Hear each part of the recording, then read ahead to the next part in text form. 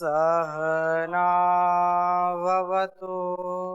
सहनौ भुनक्तु सह वीर्यं करवावहै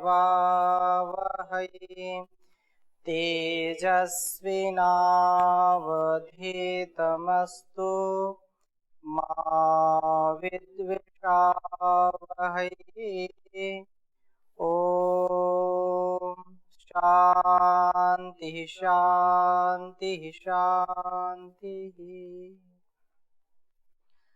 वैदिक जीवन पद्धति की इस कक्षा में आप सबका हार्दिक स्वागत है, अभिनंदन है।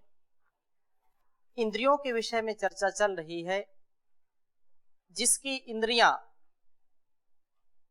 उसके वश में हैं, उसका जीवन धन्य है, और जिसका जीवन धन्य होता है वो औरों का भी जीवन धन्य करता है। इसमें कोई संदेह नहीं है, कोई इसमें शंका नहीं है।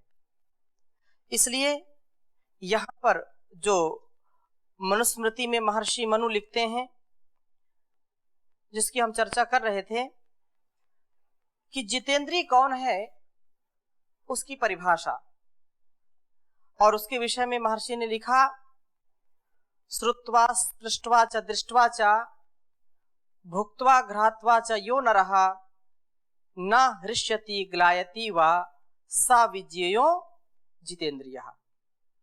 कि जो मनुष्य अपनी स्तुति सुन करके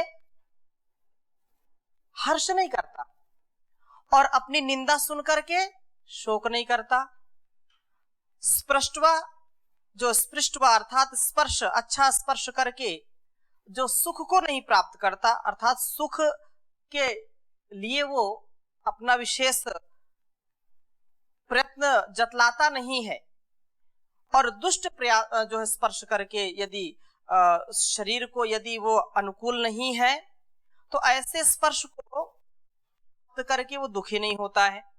और दृष्टवा सुंदर रूप देख करके वह प्रसन्न, और दुष्ट रूप देख करके, किसी को कुरूप देख करके वह अप्रसन्न नहीं होता है। ये जितेंद्रिय के लक्षण बता रहे हैं। भुक्त्वा उत्तम भोजन करके आनंदित और निकृष्ट भोजन करके दुखित नहीं होता है। घ्रात्वा न हृष्यति न ग्लायति, सुगंध में रुचि और दुर्गंध में अरुचि न करता हो, अर्थात उसके जो है उनके वशीभूत नहीं होता, जो उनके प्रभाव से जो प्रभावित नहीं होता है। इसका तात्पर्य नहीं कि उसको ज्ञान नहीं होता, ज्ञान होता है, लेकिन वो उससे ऊपर उठ जाता है। अपने इंद्रियों को संयमित करके उनके प्रभाव से न दुखी होता है और न विशेष सुखी होता है।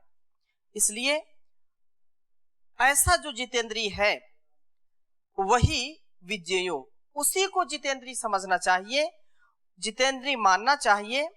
ये विशेष बात यहाँ पर कही है। आगे महर्षि मनु कह रहे हैं कि यदि एक भी इंद्रिय हमारी असंयमित होती है, या एक भी इंद्रिय के असंयम से,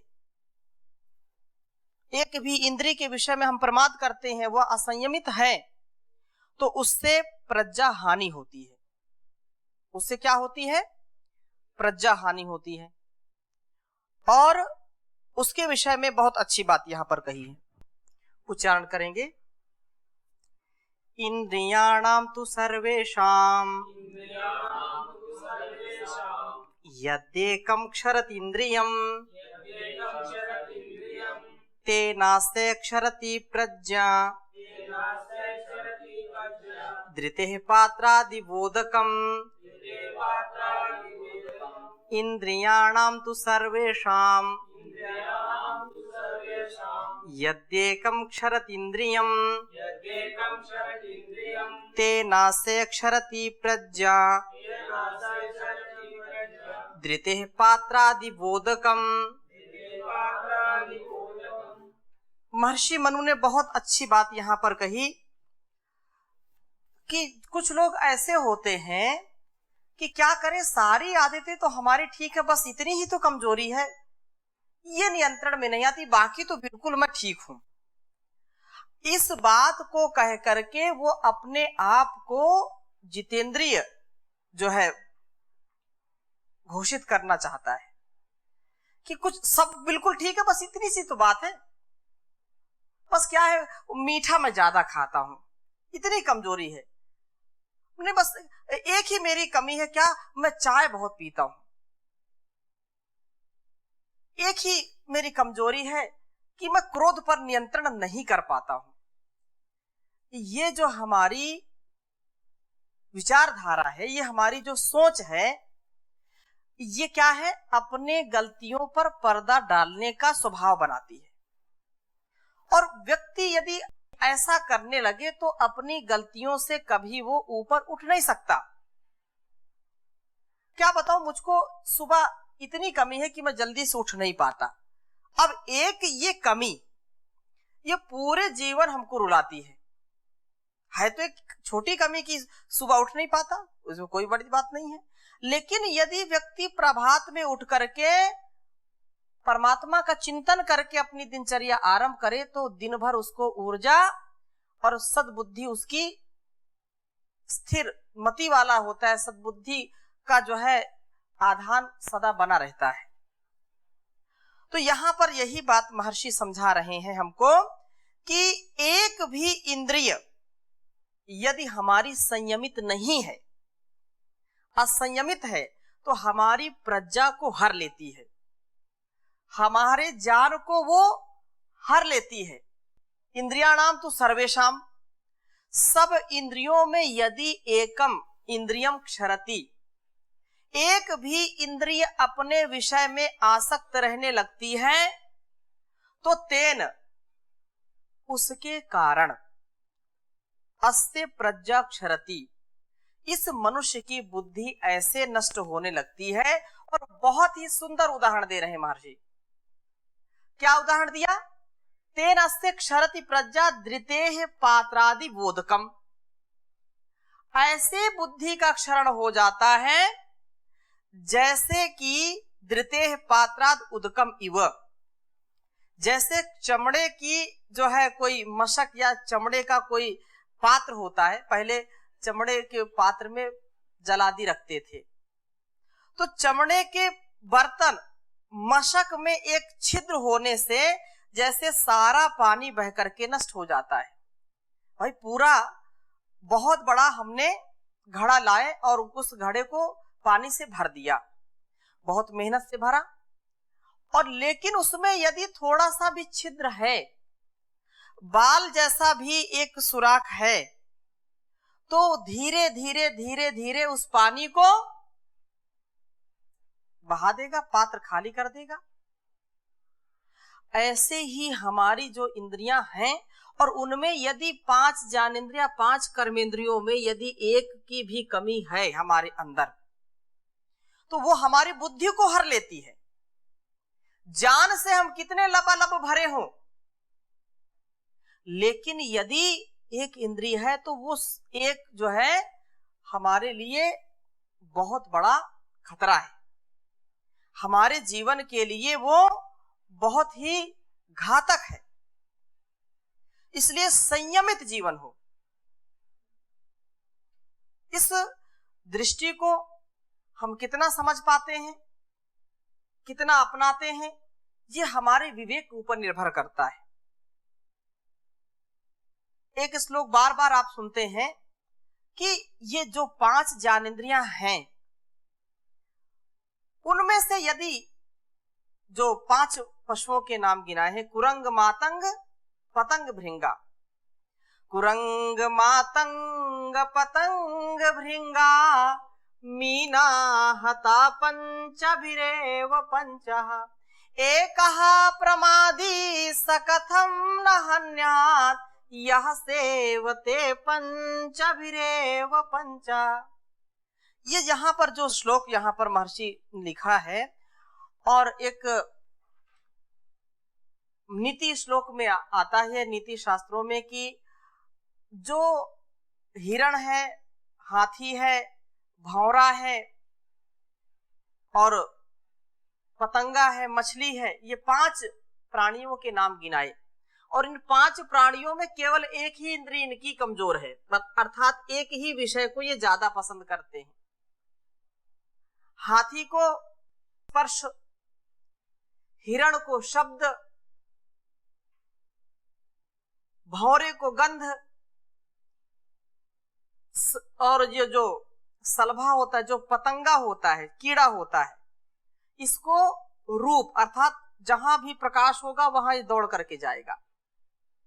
और मछली को रस, स्वाद में इसको ज्यादा आसक्ति है। और इन 5 के कारण एक एक में ही इनकी इंद्रिय कमजोर है, और ये अपने उस इंद्रिय की तृप्ति के लिए, उसके भक्षण के लिए जब आगे बढ़ते हैं तो ये मौत को प्राप्त हो जाती है, इनकी मृत्यु सुनिश्चित हो जाती है। और आगे क्या कहा कवि ने कि एकः प्रमादी सकथम न हन्याद यह सेवते पंचभिरेव पंचा। और ऐसा जो मनुष्य नामक जो ये प्राणी है, ऐसा ये प्रमादी है, ये 5 के 5 विषय में लिप्त है। 5 के 5 विषय में रूप, रस, गंध, स्पर्श, शब्द आदि ये जो 5 विषय हैं, इनमें यह आसक्त होने के कारण ये कैसे नहीं मृत्यु को प्राप्त होगा, इसको कौन बचा सकता है। अर्थात इंद्रियां यदि हमारी संयमित नहीं है तो जीवन में कभी भी हमको सफलता नहीं मिल सकती है। हमको ये सुनिश्चित करना चाहिए कि वास्तव में मेरा जो जीवन है ये इंद्रिय संयम से है, और इंद्रिय संयम नहीं होगा तो कैसा मेरा जीवन चल पाएगा, नहीं चल सकता है। अतः महर्षि इसको आगे भी कह रहे हैं कि इंद्रिय संयम से सब अर्थों की सिद्धि है। इंद्रिय संयम जब करेंगे तो सारी सिद्धियां हो जाएंगी। कोई भी ऐसा कार्य यहां नहीं है कि जो उसको हम सिद्ध ना कर सकें। और उसके संदर्भ में एक श्लोक हमारे बीच में है, हम इसको समझने का प्रयास करेंगे कि जहां पर जैसे इंद्रियों का जो विषयों के प्रति झुकाव है, और एक भी इंद्रिय यदि इसमें कमजोर है, संयम नहीं है, तो वो पतन का कारण बन जाता है, बुद्धि का नाश कर देता है। और उनमें से यदि संयमित आचरण करने वाली हैं तो इंद्रिय संयम से सारे सिद्धियों की प्राप्ति हम कर सकते हैं। लिख लीजिए, वशे कृत्वेन्द्रिय ग्रामम संयम च मनस्तथा। वशे कृत्वेन्द्रिय ग्रामम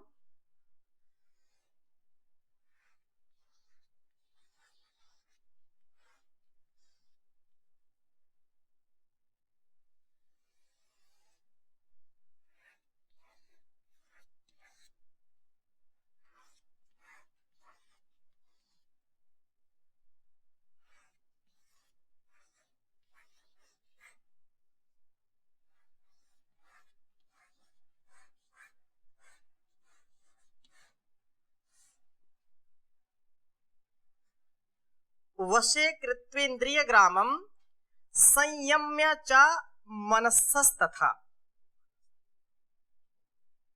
संयम्य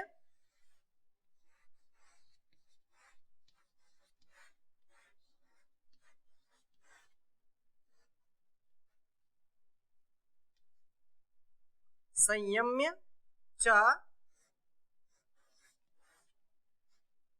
मनस्तथा।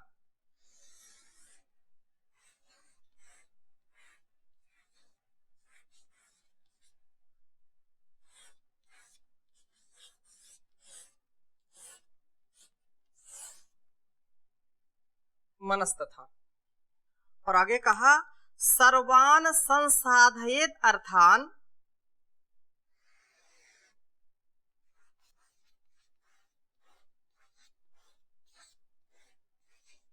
सर्वान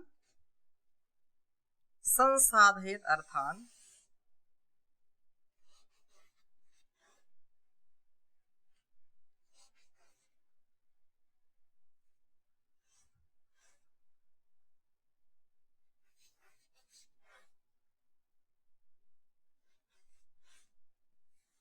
सर्वान् संसाधयेत् अर्थान्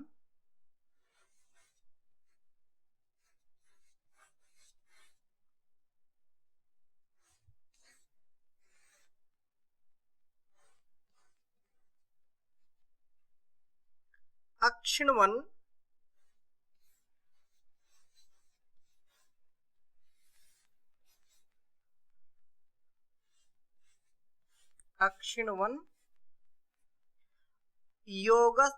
योगतस्तनुम्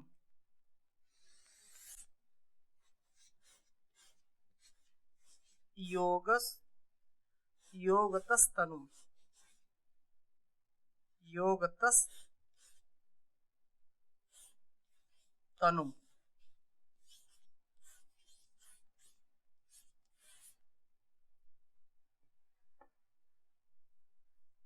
कहा वसे कृत्येन्द्रियाग्रामम् संयम्य च मनस्तथा सर्वान् संसाधयेत् अर्थान्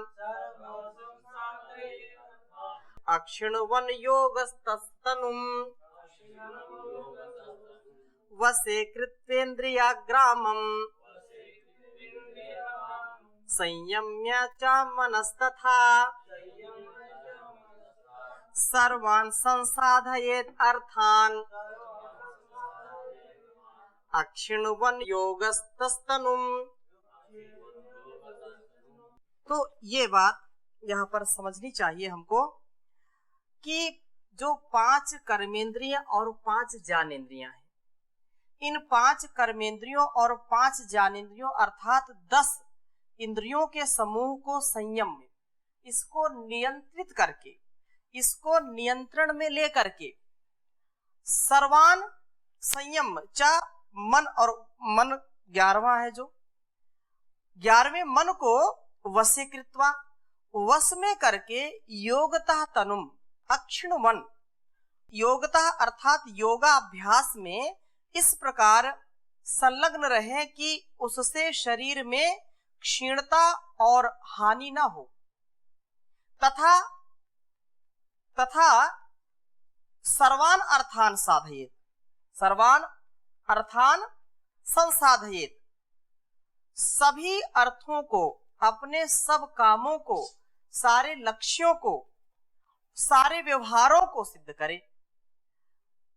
कहने का आशय ये है कि हमारी जो कर्मेंद्रियां हैं और जो हमारी ज्ञानेंद्रियां हैं, ये 10 इंद्रियों को और 11वें मन को हम जब संयमित करते हैं, उसका संयमन करते हैं, तो सर्वान संसाधित अर्थान, तो व्यक्ति की जो 11 इंद्रियां यदि वश में आ गई, तो ऐसे व्यक्ति दुनिया में संसाधित कर्म, सारे कर्मों को, सारे जो उसके अनुष्ठान हैं, उनको वो करे योगस्थ होकर के, योग में आरूढ़ होकर के, योगाभ्यास में इस प्रकार से संलग्न रहे कि उससे सारे जो है हमारे मनोरथ हैं, उन सारे मनोरथों को हम पूरा कर सकते हैं। सारी इच्छाओं को, जो सद इच्छाएं कम से कम उनकी पूर्ति, ऐसे तो कभी भी इच्छाओं की पूर्ति होती नहीं है, तथापि व्यक्ति यदि ऐसा उपाय करे, ऐसा वो संकल्प ले कि नहीं, मुझको इंद्रियों को संयमित रखना है और संयमित होकर के ही जीवन जीना है, तो निश्चित रूप से वह इसको करेगा ही करेगा।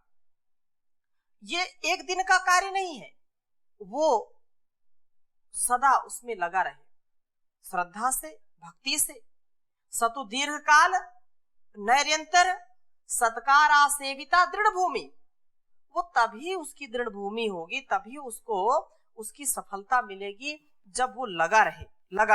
महर्षि देव दयानंद जी इस पर लिख रहे हैं सत्यार्थ प्रकाश के 10वें समुल्लास में, इसी को कह रहे हैं कि ब्रह्मचारी पुरुष सब इंद्रियों को वश में कर और आत्मा के साथ मन को संयुक्त करके योगा अभ्यास से शरीर को किंचित किंचित पीड़ा देता हुआ, अर्थात द्वंद्व सहनम तपः, सर्दी, गर्मी, भूख, प्यास, सुख, दुख, मान, अपमान, इनमें थोड़ा थोड़ा सहन करके अपने सामर्थ्य को बढ़ाए। अपने सामर्थ्य को जो है बढ़ाता हुआ किंचित किंचित शरीर को पीड़ा देता हुआ सब प्रयोजनों को सिद्ध करे। कुछ लोग ऐसे होते हैं कि शरीर को पीड़ा देना नहीं चाहते हैं, उनके शरीर में कुछ पुरुषार्थ करने का सामर्थ्य तो होता है, लेकिन अपने शरीर को इतना आलसी बना लेते हैं कि अरे कौन ये काम करे, कौन ये योगाभ्यास करे, और योगाभ्यास नहीं करेंगे तो फिर बाद में बीमारियों से मरेंगे, रोगों से जकड़ जाएंगे, चाहे मानसिक रोग हो या शारीरिक रोग हो। तो ऐसी स्थिति में हमको ये विशेष रूप से ध्यान देना चाहिए कि अपने संयमित जीवन को जीते हुए हम दूसरों को भी संयमित करने का प्रयास करें, क्योंकि इंद्रियों का जो वैभव है, इंद्रियों की जो गुलामी है, वो हमको किसी भी स्तर से सुख नहीं दे सकती है। दुख ही मिलेगा, लेकिन हमको लगता है ये तो बड़ा सुख है, बहुत उसमें प्रिय लगता है, लेकिन यदि हम उसको जान जाएं कि नहीं इसमें दुख ही दुख है, तो निश्चित रूप से हम उसको छोड़ने का प्रयास करेंगे। आचार्य चाणक्य भी इंद्रियों के विषय में यहाँ पर उन्होंने चाणक्य सूत्र में कुछ बातें कही हैं। बीच में मैं प्रसंग आया है तो मैं निवेदन करना चाहूंगा कि व्यक्ति का जो जीवन है वो संयम से ही है। इंद्रिय जित व्यक्ति ही आगे कुछ कर सकता है और बिना इंद्रियों के जीते कुछ भी नहीं कर सकता है। बहुत अच्छी बात कही यहाँ पर आचार्य चाणक्य ने, कहा कि इंद्रिय वशवर्ती चतुरांग वान अपि विनश्यति। इंद्रिय वशवर्ती अर्थात इंद्रिय वशवर्ती का मतलब यह है कि जो इंद्रियों के वश में है, हमको क्या करना है, इंद्रियों को अपने वश में करना है। लेकिन अधिकांश लोग क्या होते हैं, इंद्रिय के वशीभूत हो जाते हैं, इंद्रियों के गुलाम हो जाते हैं, इंद्रियों के अधीन हो जाते हैं। और कहा कि पराधीन सपने सुख नहीं, उसको सपने में भी कभी सुख नहीं मिल सकता जो पराधीन हो जाता है।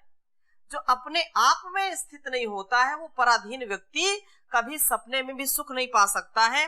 तो यहाँ पर आचार्य भी लिख रहे हैं कि जिसकी इंद्रियां वश में नहीं है, उसकी चतुरांगनी सेना भी यदि है, ये सूत्र है छोटा सा, आप इसको लिख लीजिए। कह रहे हैं कि इंद्रिय वशवर्ती,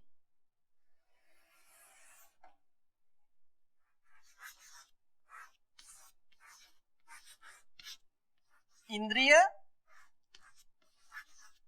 वशवर्ती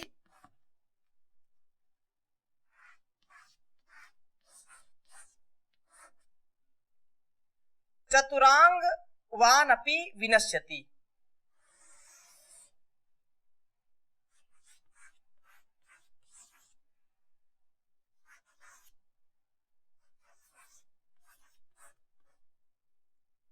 चतुरांग वान अपि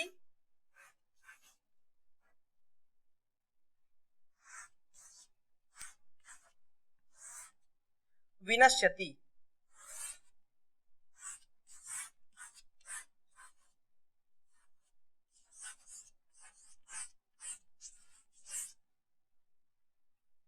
नीचे लिख देता हूं उसको छोटा सा।